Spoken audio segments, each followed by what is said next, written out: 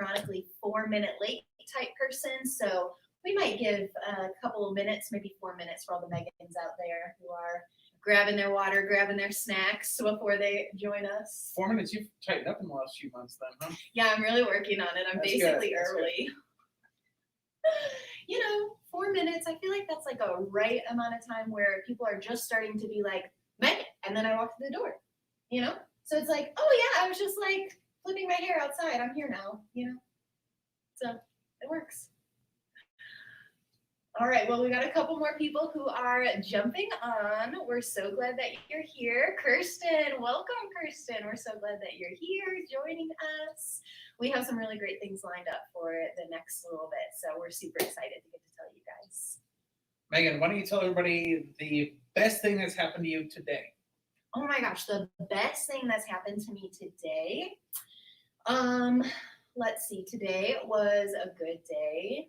Okay, I would say there were crazy thunderstorms here in Georgia today. And when I woke up this morning, it was really dark and I was very confused about the time because it was so dark outside. But I love thunderstorms. I feel like it's like cozy and I just want to wrap up in a blanket. And so all day long I've been watching the rain, which I think is really fun and just really peaceful. So that's a good thing that happened today. What about you? I also loved the huge rainstorm. We have a creek that runs through our backyard, and it became a raging river today. It was awesome. So we went down and hiked with our kids, and there were tons of crayfish, or if you're from the south, crawfish that were all like curling up on the sand and stuff. It was a blast. Oh, that's so fun. It was great. Stephanie, good to see you. Just so you guys know, we've got a few people who are like helping us out with the webcast. One of them is named Stephanie. And she's going to be the one typing on the screen, letting us know who's here, what questions you guys have as we're going.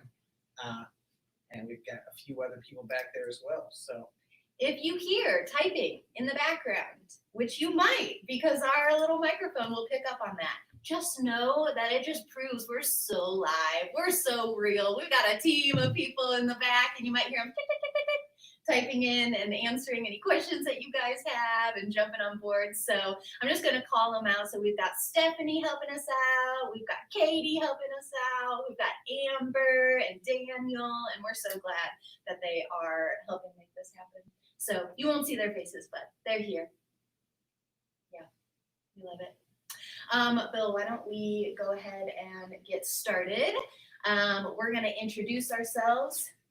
Okay, it's only 8:03, you guys. Megan's so not here yet. Megan's not here yet. Good thing I am, though. So I'll just start by introducing myself. I, again, am Megan, and I am here on staff with Adventures in Missions. I did the World Race in 2017. And I absolutely loved it. So I did the World Race, and then the following year, I went back out as a leader, a volunteer leader with a World Race group. And then I loved that so much that I decided, I'm not leaving. I'm staying around because there's more to do. God's doing some cool things. So then I came on staff. And so I have gotten to serve with our Gap Year World Race, which is our world race for 18 to 20-year-olds. I've gotten to help with some different projects and training and discipling missionaries. And now I get to serve recruiting people and doing program recruiting so that people like you can find out what we're doing and why this is so cool and such an awesome opportunity. And I love it. Yeah, so that's what I do here. And Bill, who are you? And why should these people listen to you? My name is Bill Swan. I'm not sure that you should listen to me yet. You can figure that out as we go. I went on the World Race in 2010 with my wife. We were married when we went. It was an incredible experience. We went on the World Race because we were actually like, we're going to do long-term missions. The World Race sounds like this incredible opportunity to see 11 different countries, work with 11 different ministries. We're going to figure out what we're doing for the rest of our life. And then we moved to Georgia. Which was great. The Lord had some different plans, but we really fell in love with the work that God was doing through the World Race. And so we went back out on the field as leaders and have been working here on staff since 2011. And fun fact, Stephanie, who's helping us out in the back, I actually got to lead Stephanie on the field back in 2011, 10 years ago. So it was lovely. 10 years ago, I was actually in, let's see, it would have been Peru, right? was in Peru with Steph. Mhm. Wow, So that's fun. it was great. So what was your process like before you went on the world race? Like obviously you went on the world race, you loved it, you went back out as a leader. Clearly it was good for you. But before you actually got involved, like many of you guys are deciding, should I go on the world race? Is this the right fit for me? What is it like to be in this process of this is a big thing? I don't know. Should I do it? Should I not? What was that process like for you and Kate? Yeah, we were kind of at a pivotal point in our life. We were both getting ready to finish. I was finishing grad school.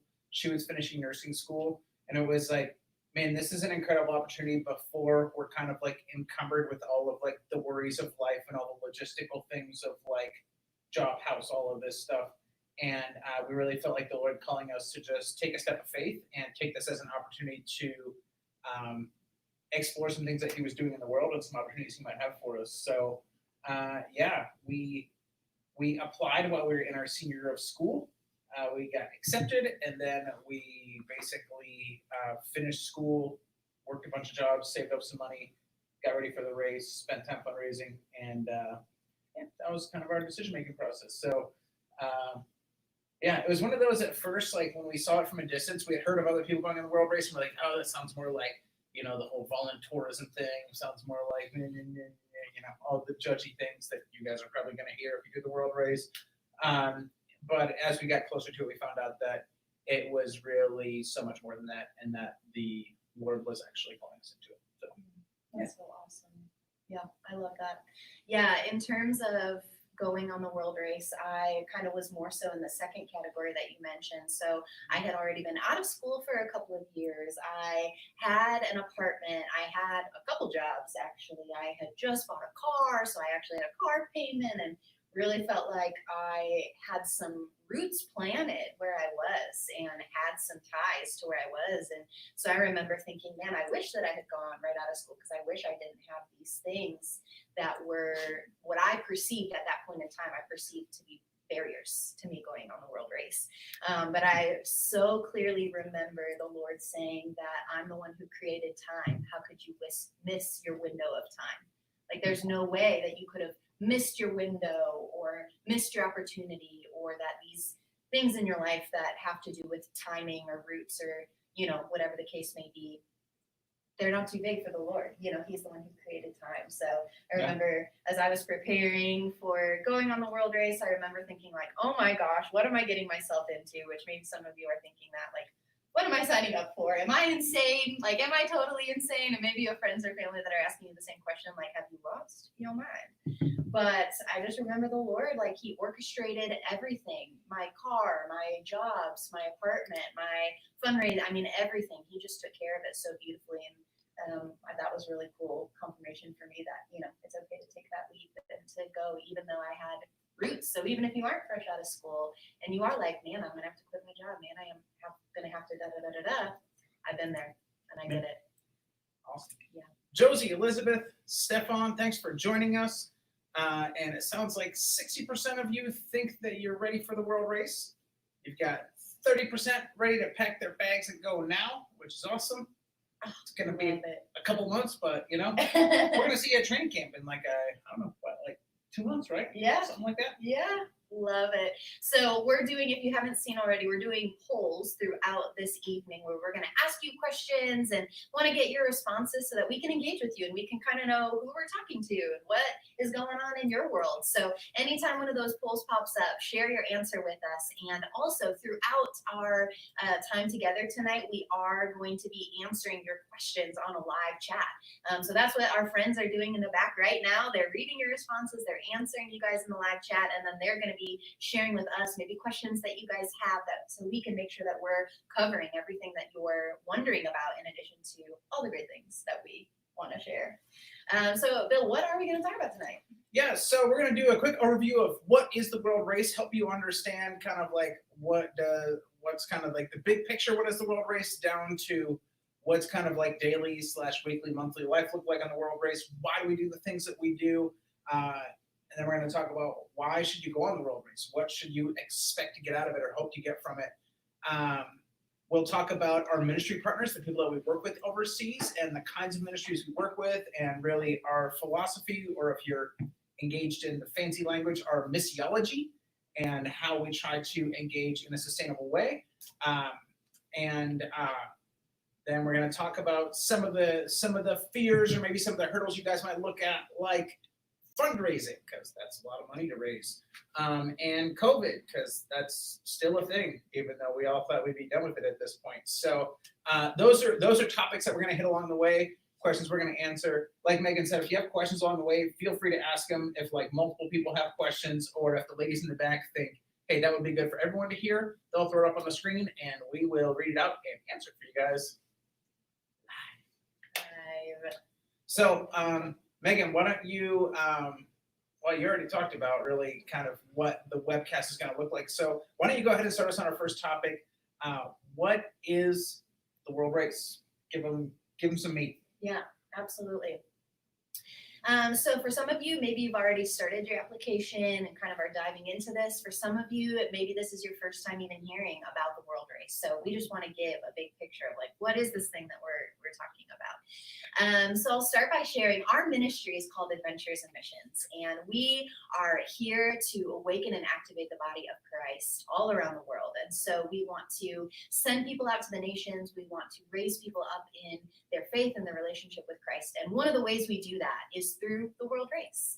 So the World Race is an 11-month mission trip where you will travel all around the world and get to partner with ministries and organizations around the world to be the hands and feet of Jesus, to engage in different communities, to meet tangible needs while you are being the representation of Christ and sharing the gospel, and being able to really take your feet to the ground, and as it says in Acts, go to the very ends of the earth, to be able to share about Jesus and to share the hope that we have. And we do that through actually sharing about Jesus as well as doing practical things. So we'll talk a little bit more about what that looks like too. Let me ask you a quick question. You threw out two words there, awaken and activate. Those are words we use a lot around here. Can you unpack that for Skylar, who just joined us, and for all the other people who are hanging out? Yeah, welcome. So awakening and activating. So basically what we mean by that is we want to bring people to a deeper awareness of the Lord, Father, Son, and Holy Spirit, whether that is someone who has never heard about Jesus, and we get to share Jesus, and we get to awaken them to the truth and the hope that is Jesus, or whether that's someone who has been a believer for 20 years, but we get to encourage and breathe new life into them and encourage them in their walk, and awaken them, because God is infinite, right? So it's like, no matter how long we've been walking with him, for 20 seconds or for 20 years, we all can become more and more aware of God and how great he is, and grow deeper in our relationship. So we want to do that. And then activating people, we see in the book of James that faith without works is dead. It's not about works that leads us to salvation, but there is action that comes with this awesome relationship that we have with Jesus. And so we want to awaken that. We want to activate that. We want to help build the church around the world, the global church. We want to help provide support and encouragement to believers around the world, and invite other people to become believers, and really give the hands and feet to say, hey, we are here to activate the church. We're here to activate the body, not because we're so special and have all the answers, but because we want to be obedient to what God's doing all over the world, because he's already there, right? No matter where we're going, no matter what country we go to, God's already there and he's already moving. And so we want to partner with that and help activate people into that. Yeah, love it. So we do kind of focus on three things with the World Race. So if we had to sum it up, we'd say that the three core values that you're going to experience on the World Race are intimacy with God, community with other believers, and living for the kingdom, living on mission. And the reason why we highlight these things is because we believe this is kind of the crux of a kingdom life. Like, this is what we see Jesus doing in the scriptures, what he focuses on. And so we want to be about these things too. So we're really going to be focusing on growing in our own relationship with God and our intimacy with God before anything else, because we can only pour out what we've received. We can only give as much as we have. And so we want to be continuing to grow with God and deepening our relationship with him. And out of that overflow is how we're going to minister to others. And we are going to minister to others. We want to be people who are serving and meeting as many needs as we are able to, and really partnering with awesome opportunities around the world to serve. And so we are people who want to live with kingdom eyes all the time, kingdom focus, kingdom lens, that no matter if we're walking to the grocery store or we're serving at an orphanage, we are people who are building the kingdom, and we're living on mission. But you're not going to do that alone, because this whole life wasn't meant to be done alone. And so we're going to do that in really awesome community. So that's our third one, our intimacy with God, our living for the kingdom, and our community. And you're going to be surrounded by Christ-centered people who are trying to do this thing with you, who are trying to grow with God, who are trying to serve around the world, and who are trying to develop an even greater awareness of living for the kingdom. And it's awesome to do it with these people. And you will most likely develop lifelong friendships through this community that you get to develop. So that's kind of like big picture what this whole world race thing is about. And yeah, Bill, what else would you say about that? Well, I'll just interrupt real quick with a poll. We have 80% of you know about the world race, 20% of you still have questions. Hit us up with those questions. We want to hook you guys up with some answers and some insight on things, all right? So feed them to the ladies in the back, and they will put them up on the screen if you ask a good enough question. And if not, like, we still like your questions too. Maybe they'll just answer them for you. Yeah. I would say, kind of back to the awakening activating thing, that was so much of my experience on the world race. And just a quick background on me. I grew up in a Christian home, grew up in the church, went to Moody Bible Institute, got my my degree in Bible and youth ministry. Then I went to seminary and got a master's in counseling. So by the time I went on the world race, I actually turned 27 years old at my world race launch. And so I had been a believer for a long time, had been through all the schooling and everything like that. And there was this thing in me that always felt like there was something so much more to Christianity, something so much more to life with God than I was experiencing. And when I was on the race, I started to experience the fact that there was a life to be lived with God and not just for him. And for so much of my life, I tried to be I wanted to hear God at the end of my life say, "Well done, good and faithful servant." It was so I was trying to serve and do all these things for God and make sure I was a really good Christian and doing all the things. And I had this experience of, wow, God loves me and wants to do life with me daily. And the Holy Spirit wants to be a part of my life and actually be active in my everyday, in my interactions with people, in my interactions with him. And so there was kind of that awakening that even though I had been a Christian for all those years, the fullness, or at least more of a glimpse of the fullness of what there is to life with God, my eyes really got open to that, and it transformed the way I live life to this day. And so that those words are really, really valuable to me, because I did experience that even though I was a Christian, an awakening to the love of the Father and the reality of life with him. And then that leads to an understanding of, oh wow, I was created to be a child of God, and I also was created with a purpose, and now I'm living out that purpose because I'm connected with him, not just because I'm trying to make him happy and serve, Yeah. So I love that. I love the intimacy, community, and mission. Something you guys will hear a lot. The 80% of you know about the world race. You probably have a friend who went on the world race. You'll hear people who've been on the race talk about the fact that they probably experienced community with other people in a way they had never experienced somewhere else. And when I read about the New Testament church and the way they loved and sacrificed for each other, the way they worked together, and they were screwed up too. Read the epistles, they had some issues, but there was also this deep love for each other and this way of doing life together that we don't see very often in American Christianity. And I got to experience it on the race. And since then, I'm not happy for my relationship with other believers to be shake hands on Sunday and then wave at them when I leave. We're in each other's lives and loving and serving each other and using the gifts God's given us. And those were values and things that I really gained through my experience on the world race.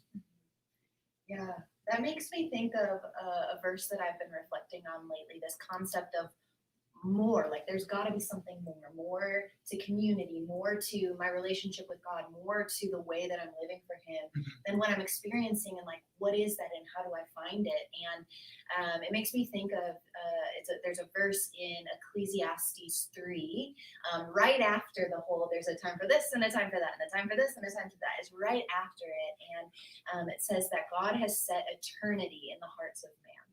He's put eternity in the hearts of man. And it just makes me think, like, when we're desiring that more, that's really the fact that that's eternity. That's like the fact that we were designed to be in an eternal relationship with the Lord. And while we're, experiencing life day to day right now, like eternity has been set in our hearts. And so if you're desiring that more, like if you're wanting more than you're experiencing, that's what the Lord has put in your heart.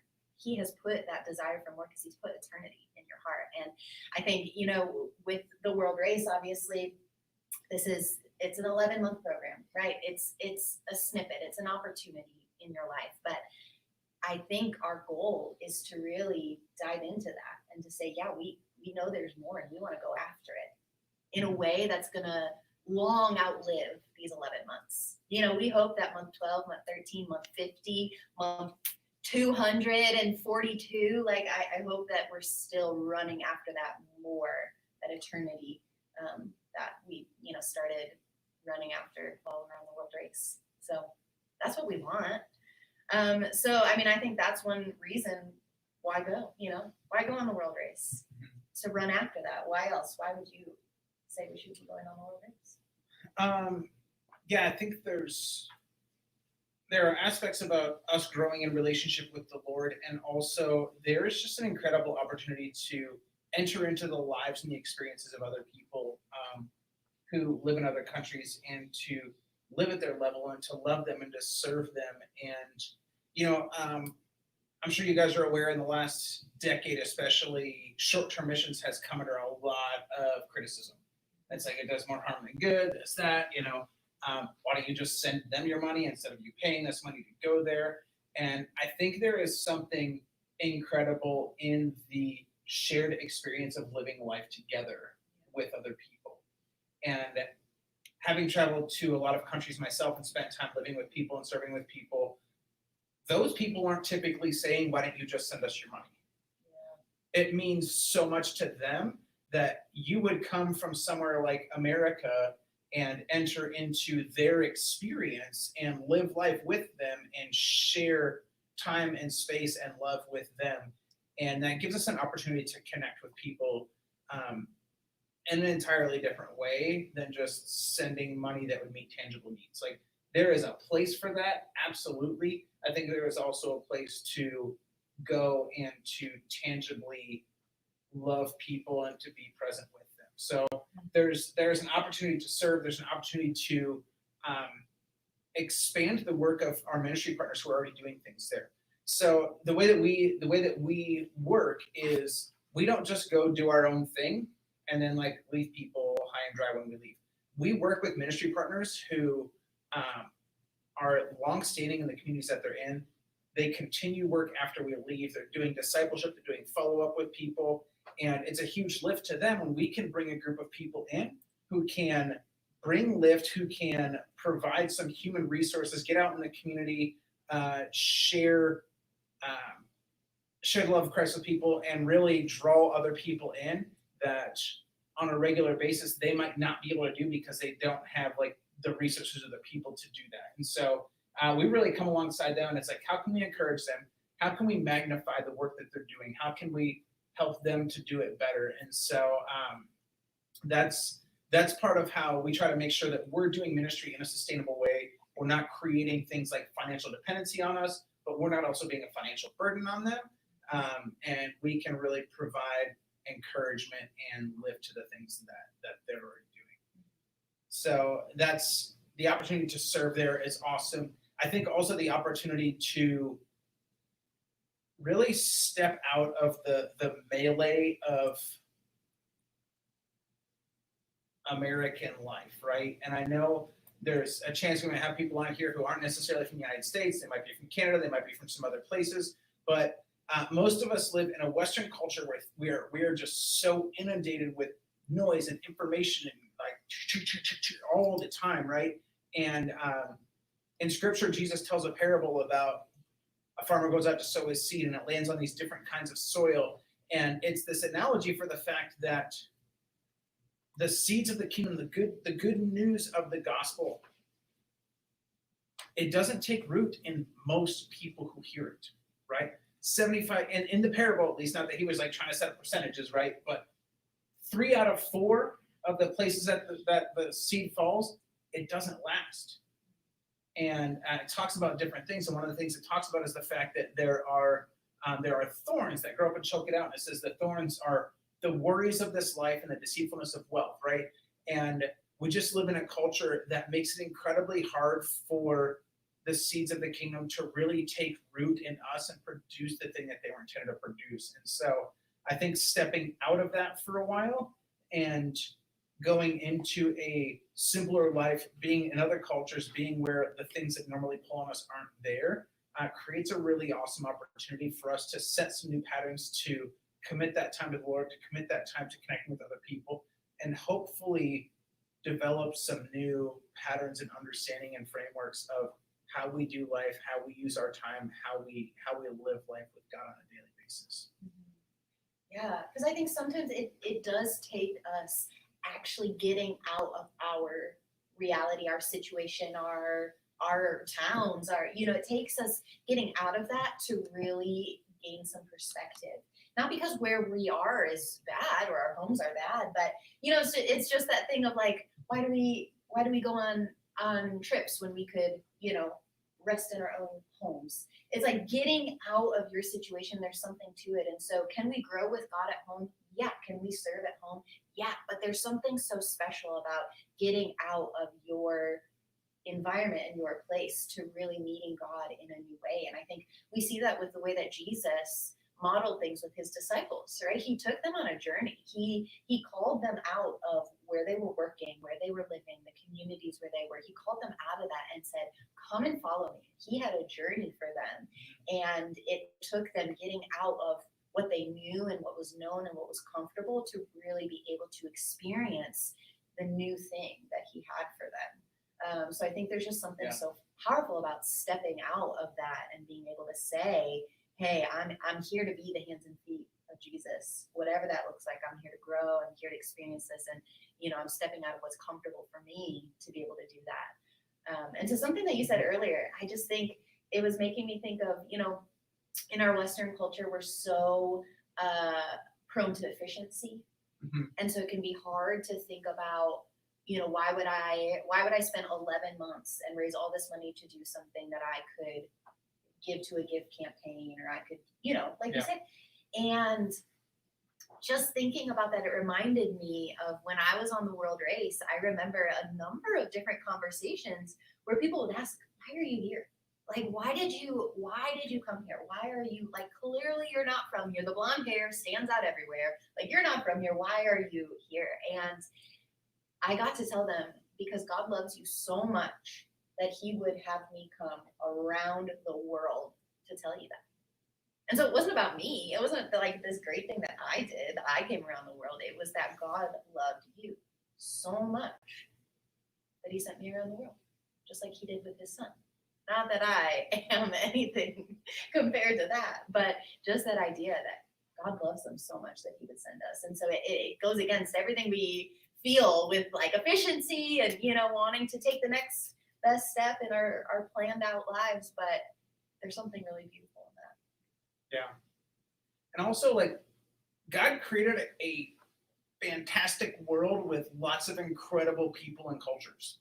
And I am so glad that I've had the opportunity to go and experience some of those and actually have a world view. Like, I have seen a lot of the world, and so I don't just view things from an American perspective anymore. And I know people and I understand cultures and I've gotten to experience them. And it's really just, I think God loves when we actually get to experience the diversity of what he's created, both in people and places. There's a lot of cool stuff around the world. You should check some of that out. Yeah, absolutely. And then there's just a lot of need in the world too. And man, if you're watching this, like there's a good chance that you've seen some of what's going on in places like Afghanistan right now, where the church was already heavily persecuted. Things are getting worse. And while we don't necessarily send you guys into countries like Afghanistan is not going to be on a world race route in January, but there are so many places where we get an opportunity to step in and to bring encouragement where people have just not heard the name of Jesus or not experienced people who are willing to come and share his love and his grace with them. And it is just an incredible opportunity to get to do that. So there is so much need and so much opportunity. And honestly, the Lord called us to go and make disciples of all nations. And I think we were supposed to keep going until all nations speak his name and actually like bow their knees to him. Like, we're not there yet. So there's still a calling, there's still a mandate on our lives as believers to go and make disciples. And that's something that we're really passionate about. Yeah. I think of the chapter in Luke where it talks about the harvest is plentiful, but the workers are few. And that's always been true. The harvest is plentiful, the workers are few. Like it's in the Bible. It's been the truth for a very long time. But I think right now we're in such a unique position where people are aware of the need far more than ever before. There's always been need, but now with the way things are in the world, with things going on like Afghanistan, like the earthquakes in Haiti, like what has been caused by this global pandemic that we are still in the midst of. It's like, there's nothing new under the sun, going back to Ecclesiastes again, but at the same time, people are so much more aware of the need. And I think that means the harvest is plentiful. Like, people are ready for hope. People are ready for hope like never before, because maybe there are times when we can gloss over that need for hope by modern conveniences. We don't really need much, we have all the conveniences we need, but that's being leveled. And there's need for hope, and there's need for the Lord, and there's need for the good news of the gospel more than ever before. And that's why I think it's important that we go now. We go now because there's a need right now, and the harvest is plentiful. And so we just want to raise up more workers for the kingdom. Yeah. All right, you guys, what ministry are you most excited for? 71% of you said children's ministry, 14% planning churches, 14% evangelism. That's awesome. When I went on the world race, children's ministry was absolutely not my number one. But let me tell you, it was incredible to actually get to enter into these kids' lives and to love them. Whether they were kids who were parts of homes with families and they would just like come and do things, or if they were orphans or whatever, like they had such an openness to being loved and to the message of Christ. And they were like, I feel like my heart got stolen very many times on the world race by those I would never have expected to happen with. So children's ministry, there's some incredible opportunities there. So you guys who are looking forward to it, it's going to be great. And those of you who maybe aren't looking forward to it, there might be some relatively unexpected blessings there for you guys. Yeah. And something that you kind of touched on already was the way that we set up these ministries, the way that we set up our partners. So, you talked about us having specific partners around the world in each of these countries that we're going to, and us coming alongside and saying, hey, what's the need here? How can we fill that need? And one of the beautiful things about that is on the world race, you're going to get to serve in so many different ways. So, I mean, in my world race, I did children's ministry, I did sports ministry, I did manual labor, like service project type things. I preached at a church, I led worship, I worked at a elderly facility. I mean, the list goes on and on of things that you can do, and it's so fun. because then you get to experience all these different ways of engaging people, all these different needs that are present, all these different ways. And so, you know what? If you don't love children's ministry, that's okay, because next month you're probably going to be doing something different. And so that's really the cool thing about working with all these different partners is they're doing all sorts of things. Like there are so many ways to serve the kingdom, like so many things you can do, so many ways that you can serve the Lord and serve his people. And so you're going to get to experience a lot of them while in the field, which is really great. Yeah. All right. So we used to have they used to do this thing, World Race, 11 countries, 11 months. And I noticed you said 11 months, you're going to travel all over the world, but you didn't say 11 countries. We've kind of shifted some stuff. Can you explain that to us? Yes, absolutely. Well, while 11 and 11 was catchy for sure, it may or may not be quite 11 and 11 coming up. So we've developed this new model, which I'm super excited about. It's called the HUB model, H-U-B, HUB model. And what that means is instead of planning our routes, which every group that goes out, we call it a route.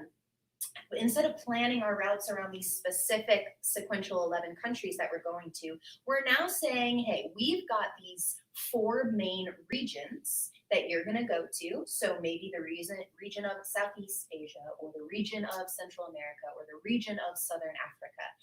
And within that region, we're going to have a long list of countries that you may or may not go to. And the reason why we're doing it that way now is twofold.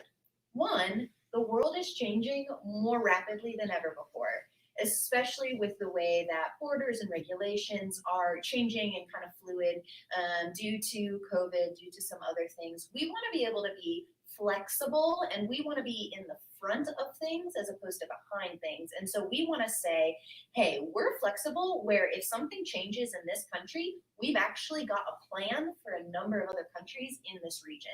And so we can very easily pivot and say, oh, that one maybe didn't work out for various reasons. Well, let's go here. And then instead of being behind the game or scrambling or something like that, we're prepared. We're ready. We know exactly what to expect, and we can easily pivot to the next place. So that's one reason. That's more of a logistical reason based on just how the world is right now.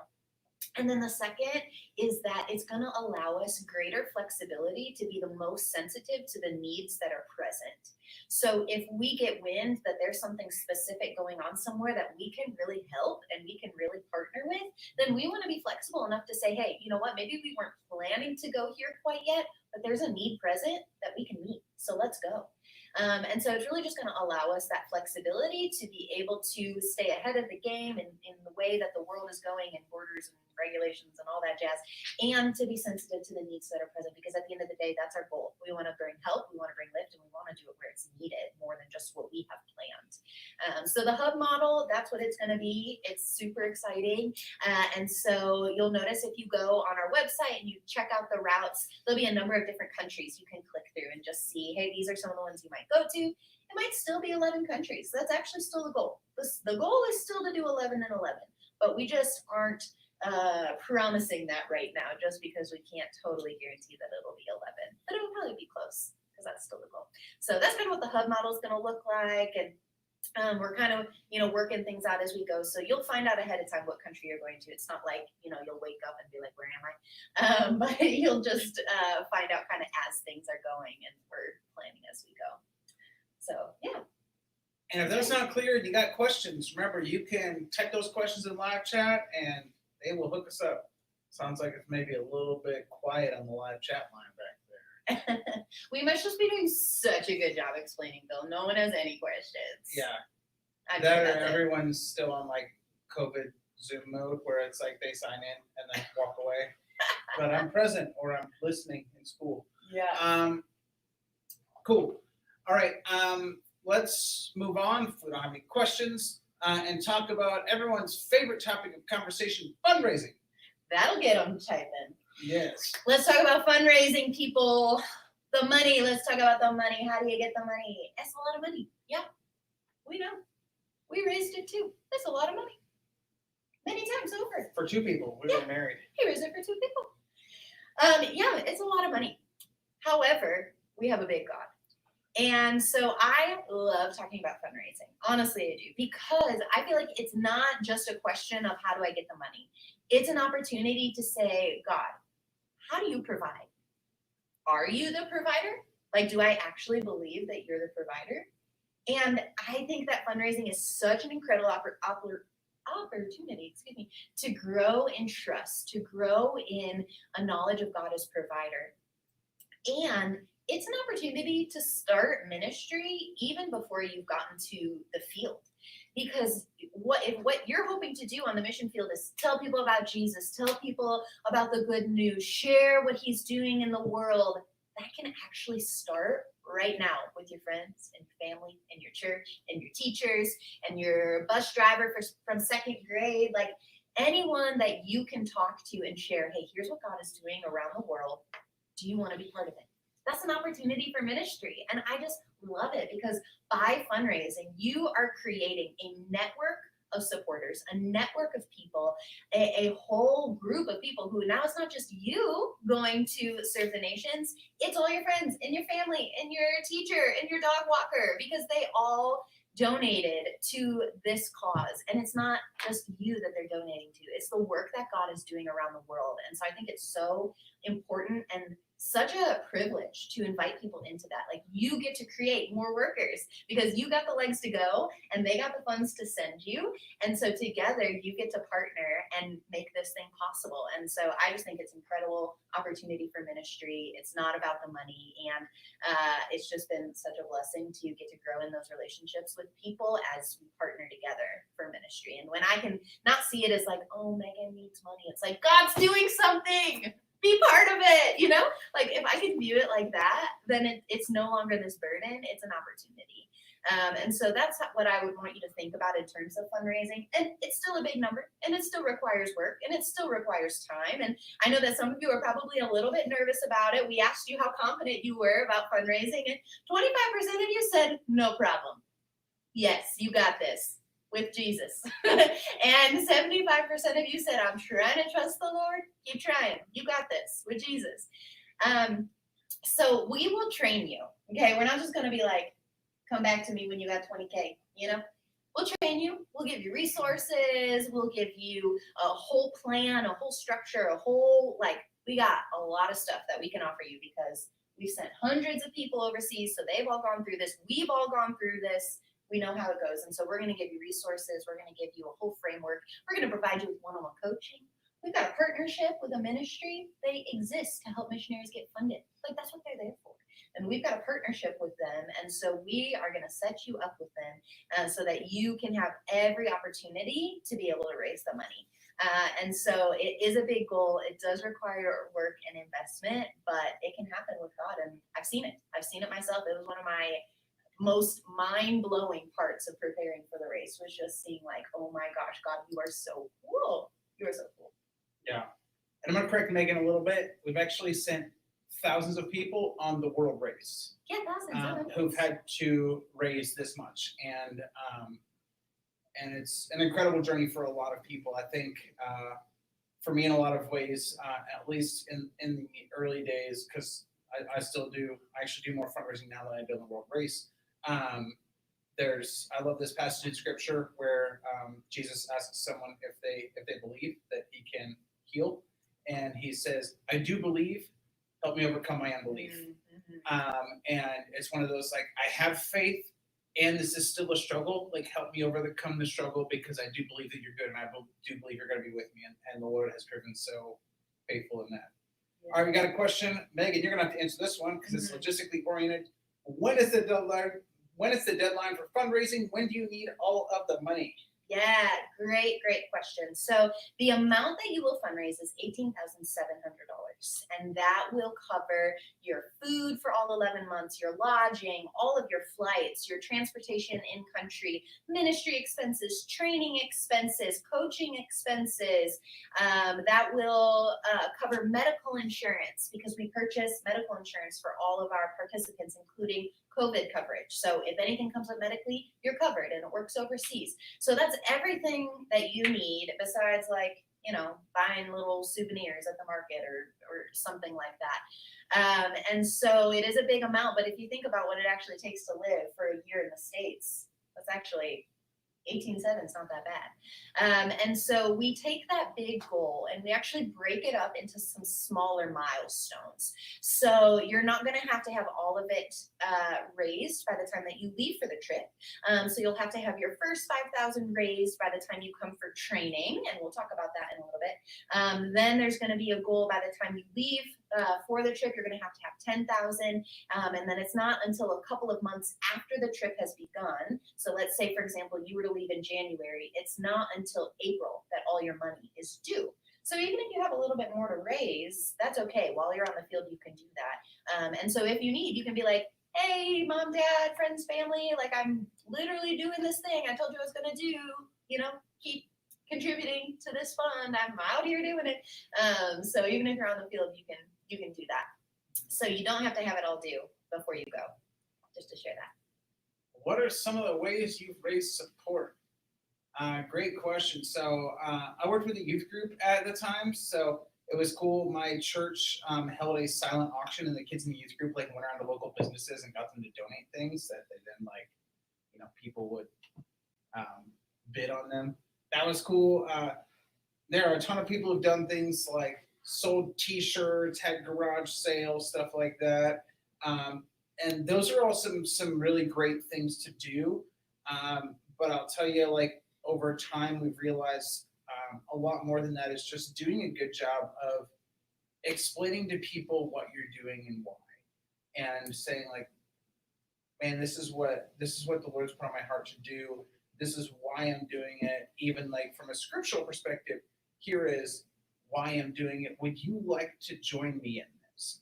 And I'll tell you, I've been amazed at how many people there are who are incredibly generous, who are looking for opportunities to be good stewards of what the Lord's given them. And they're actually, it might be hard for you to believe this, there's people who have money who are looking for something that they believe in to give it to. And it was really fun, and it still is, finding those people and saying, yeah, this is what I'm doing, and this is why, and this is what the Lord has called us to, and what He's accomplishing. And we're actually going to help you guys once you get in, put together a presentation. It doesn't have to be this really rigid, old school missionary with the slide deck necessarily, but it's we'll help you be able to explain to people the vision behind what you're doing. And we're going to have resources for you. I mean, we have a fundraising page online. Once you get involved in the admissions process, and once you're committed, there will be somebody there to coach you, to walk you through it, to give you all kinds of ideas. Once again, we've been doing this with thousands of people, and so there's going to be somebody called an admissions advisor who's going to walk with you the whole way through this journey and help you every step of the way. And they will give you all the things that you need in order to do the work. Mm-hmm. You're still going to have to do some work, but we do a good job of supporting you and walking you through the process. Our admissions team is awesome. Yeah, they're so awesome. And that person, that admissions advisor that Bill mentioned, they are going to be there from the time that you commit to going on the world race up until you actually fly out of the country. They're going to walk you through every step. So if it feels intimidating to you to figure out, okay, how do I even do this? What do I need? How do I prepare? What do I pack? How do I go through this preparation process? You're going to have a person that you get to talk to through that whole time. They're going to be checking in with you. They're going to be providing you resources. They're going to be periodically giving you information. There will be someone to walk you through that whole process to get you ready to go. So at no point will you be left in the dark or left to figure it out. We will support you through it. Our admissions advisors are really great, and they've all done our program, so they get it too. They know what it's like to be sitting in this spot what did I just get myself into? And they're just great people to be able to support you and walk you through that process. So money, that's a hot button issue. And if you have more questions about fundraising, please be free to share those. I love talking about it. If you guys have gotten a bunch of text messages and stuff hey, saw you're interested in the world race. That's Megan. That's me. I'm real. Yeah, if you've got emails from her, she's the one. She is more than happy to make time to talk with you. And once again, once you get to a point of being committed to the race, you'll have an admissions advisor that's just working with your group of people who is going out, and they are really great at helping you through this. Somebody asked, did you experience a roller coaster ride of emotions about going? I would say maybe a little bit. I was pretty excited from the time we decided to do it. I feel like there was a roller coaster a bit sometimes with like the fundraising process. So, 'cause especially on the front end, it's a lot of work. But once we started to get going, get motivated with that, like we were just pretty excited the whole time. But a lot of people do have a roller coaster of emotions because there's like excitement for what you're going to, but also like a grieving of what you're leaving behind or things you might be missing during that year while you're gone, whether that's like graduations, weddings, family vacations, Christmas, Thanksgiving, all the things although if you guys are going to go in January, you won't miss Christmas. So that's pretty cool. I went in January as well, and so I got to come home and do Thanksgiving and Christmas, so that was pretty cool. So yeah, there might be a roller coaster of emotions. Part of it might depend on like if you're somebody who typically experiences a roller coaster of emotions with things in life, you probably will with this as well, and that's okay. Don't necessarily think that means I'm not supposed to do this because I don't feel as good as I used to about it. Like that's like emotions go up and down all the time. That's why they shouldn't be your primary decision maker in life. But that's a different conversation. If you want to talk about that sometime, that's something I love talking about. All right, so I'm going to go ahead and address the global pandemic in the room. So COVID's still a thing. And I think a lot of us were like, oh man, like the ship's kind of sailed, the vaccine's here, everything's going to be okay, the world's starting to open back up. And then we have like Delta variant, kicking us in the butt. What does this look like in the world right now? So we have actually been putting people back on the field since January of this year. And with a great amount of success. Have we had people get COVID overseas? Yes. Have they been able to get adequate medical care and have they been fine? Also yes. Okay. We're going to take some precautions. We have people on staff who are constantly kind of watching what's going on in the world. What are the regulations of local and international governments as we're going places? How do we adhere to the guidelines and regulations that those places are putting in place? Just to tell you guys, like if we're going somewhere and we are in a country, so for instance, I went to Guatemala in May, and in Guatemala, they were like hardcore. Like you don't step out of your door without a mask on. That's not necessarily how I lived in Georgia, but when I went to Guatemala, I honored the local authorities that were put in place there because I am not there to change the way they do things, right? And so depending on the countries you go to, there will be different COVID regulations, but is it safe to travel right now? Honestly, it's probably just as safe to travel as it is to stay in the States, okay? So can we promise that you will not get COVID? No, I also cannot promise that if you stay home. I can tell you that we have a team of people who is used to dealing with this. We have dealt with it on the field this past year. We are continuing to watch it. There will be some things you're going to have to do. So for instance, in order for you to show up to training camp, this will be communicated to you guys from your admissions advisor. I don't know if we've exactly set a policy in place, but what we've been doing is like people have to get a negative COVID test to show up here. You're going to, especially before we hit the field, we'll have some time. We'll get tested again right before we go to make sure that we're not like just getting on a plane and taking this with us. And if people do have COVID, we'll just adjust and help you guys through it. And so COVID does not need to be a huge detractor to you doing this. We've handled it. We are handling it and we are doing everything we can to be responsible in our decision-making process while still stepping out in faith and doing the things that we feel like the Lord has called us to do. It really is that balance, and we want to try our best to hold it well of faith and wisdom. So we want to practice wisdom, and we want to make good decisions, and we want to honor best practices, and we want to honor the regulations that are put in place.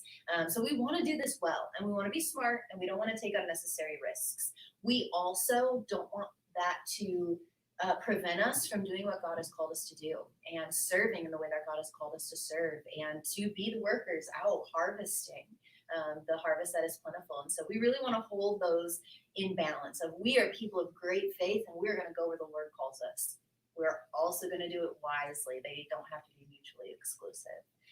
So that's kind of how we're operating on that. And I just want to take a moment to say it's 8:55. You guys have been with us for 55 minutes, and we're so thrilled about that.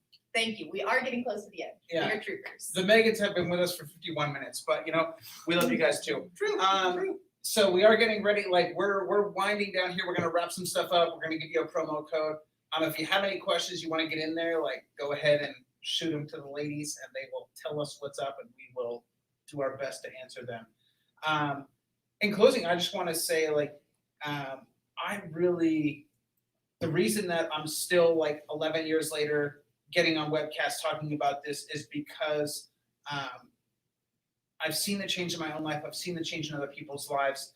I've seen what happens when people experience the love and the person of Jesus as they go out and create the space in their life for him to do something completely new. And like I said, I was doing all of the super Christian things. I went to seminary, but there was still this thing in me that's God, I know there's more of you for me to experience. I know that there's more to this Christian life. I know that you've created me with a purpose, and I don't feel like I'm there yet. And is the World Race the only place you can find that? Absolutely not. Is it a place that I found it? Yes. And is it a place that I've seen so many other people find it and experience it? Yes. And so if you're finding yourself in that spot right now, if you feel like the Lord's pulling you towards that, if there's some of those desires in your heart for just more of him and more opportunity to dive into the fullness of what it is to be a follower of Christ and to be a child of his, really pray into whether this is something the Lord has for you, because I think there's an incredible opportunity there. Yeah, I want to add to that, and then we have a couple questions that we'll answer too. But if you're like me, and I know that there are probably some of you out there, you were also probably the people that were maybe 4 minutes late, because that would be me. I'm someone who I always want to do the right thing. And so one thing that can paralyze me in making decisions is this the thing? It's a thing, but is this the thing? Is this God's best for me? Is this what he has for me? And sometimes in this quest to find the absolute best thing, I can end up just paralyzed, not moving, because I'm I don't know if I don't know if this is right. I don't know if I should move forward. I haven't gotten the confirmation that I want. God didn't come by and write in a jet skyrider, yes, you should go on the world race. The seas didn't part. I wasn't struck by lightning 3 times today. I don't know. I can't say yes. And so if you're that person, I just want to speak to you and say, God is bigger than your ability to get it right all the time. God's bigger than that. And when you take a step of faith in the direction that you think God is leading you as best as you know how, he will meet you. And if it's meeting you to redirect you, then he'll redirect you. And if it's meeting you to continue you along that path, then he will continue you on that path. But as long as you're in this place paralyzed, not moving, you can't get anywhere. And that is me in so many things. And so I just want to encourage you that if your deepest desire is to please the Lord, know that by being his son or your daughter, you are pleasing him. And so it's okay to take a step forward in faith and say, I think this is what you have, God. I'm doing my best to take a step forward in faith, and go for it. And he'll redirect you if it's not. Because like Bill said, is the world race the only opportunity for you? No, there might be others. And God might confirm that. He might confirm that as you go through the process. Maybe you turn in your application, you go through the process, and you're actually I think he's leading me to something else. Great. But you won't know that unless you step forward. You won't know that unless you take a step of faith and move forward. And so I just encourage you, if you're in that place deciding whether or not you want to do this, just take a step forward in faith, and God will meet you. So, All right, so 50% of you already applied, and I'm glad you guys still came just to hear a little bit more. I hope this was beneficial for you. 25% of you are planning on starting your application tonight. Before you do that, let Megan give you a promo code, which will waive your app fee. 25% of you need to talk to your parents. We actually have a parent ministry here at Adventures because a lot of times parents have questions and concerns. And we have some people who would be willing to talk to your parents about some of those concerns if they would like to speak with somebody on this side of things who knows what's up and what we're doing. So if that's where you're at, if you're like, hey, my parents, I'd love to go. My parents are really stuck. Talk to Megan, and she will hook you up, and she will help you get somebody to talk to your parents, and it'll be great. So yeah, we've got a promo code for you guys. It is, get ready for it. So the promo code, write this down, to waive your application fee. So this is when you've done your application, you're about to submit it, there's a little fee. We're going to waive that for you because you came to this webcast. Great job. So that is WR, like World Race, WR CAST, CAST 22. So WR CAST 22. CAST, like webcast. 22, because we're looking at January 2022 are the next World Race routes going out. Everybody got it? Katie's going to drop that into the group chat for you guys, just in case you want to copy and paste. Perfect. So when you finish your application and submit that, type that code in, it'll waive your fee. Once that happens, your application goes to our admissions team. They're going to look over it. They just want to get to know you a little bit better. They want to hear a little bit about your story and just make sure that this is going to be a good fit for you.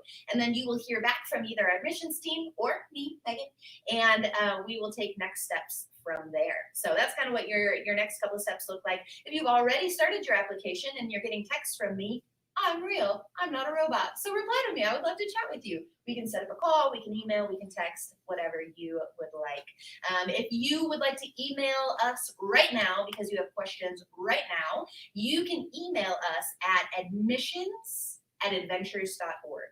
Admissions@adventures.org. Katie will also put that in the group chat. And we will be able to respond to your emails there with any questions that you have. Keep in mind, your applications are due ASAP, August 20th, end of the day. Turn in those applications. Those are going to be for the January World Race. If you're thinking further than January, maybe you're thinking August next year, then you got some more time. This August 20th deadline is just for our January World Race launch, so coming up in just a couple of months. So that's what we have for you. Any other questions you want to throw up there for us? Awesome. Great. Hey, I want to pray for you guys real quick, and then we'll be done. All right? So, yeah, God, I thank you for the people who came to this webcast. I thank you that they, regardless of whether or not they go on their race, they are asking some questions, Lord. They're looking for opportunities to serve you and to experience you. And Father, we know that that is a desire that you honor, that you are a God that desires to be found, and you want to reveal yourself to us. So, yeah, Father, if this is something that you have for these people, I pray that you would continue to encourage their spirit, that they would take a step of faith.